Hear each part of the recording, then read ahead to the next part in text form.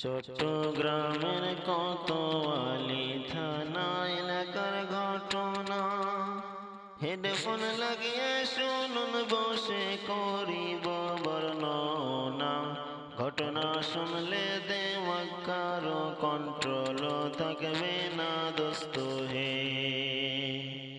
শনিবারে দিনের বেলায় প্রদীপ বণিক নামে বাবা হয়ে ধর্ষণ করে ক্লাস 4 এর মেয়েকে।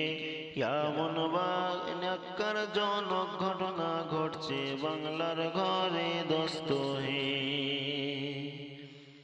মায়ের কাছে মেয়ে যখন এই ঘটনা বলে, মায়ে তাহার কথা কবু বিশ্বাস নাহি করে। মায়ের কথা মতো মেয়ে ভিডিও পরের দিন করে দোস্ত হে। মায়ে যখন ভিডিওটা দেখে নিজের চোখে, থানায় গিয়ে ডায়েরি করে নিজ স্বামীর বিরুদ্ধে।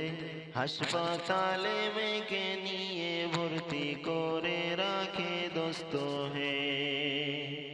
বয়ান শুনে থানার পুলিশ বর্ণনা করে, একবার নয় বারবার তার উপর এই নির্যাতন করে।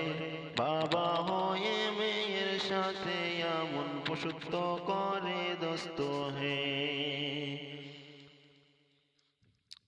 সেই থানার পুলিশ বাবাকে গ্রেফতার করেছে। জিজ্ঞাসাবাদে বাবা সবই স্বীকার করেছে। এমন বাবার মৃত্যুদণ্ড আমরা সবাই চাইছি দোস্ত হে। নিজের বাবার কাছে যদি মেয়ে নিরাপদ না হয়, আর কোথায় গেলে তারা বল পাইবে আশ্রয়। এই সমাজের কুলাঙ্গারদের ফাঁসি দেখতে চাই দোস্ত হে।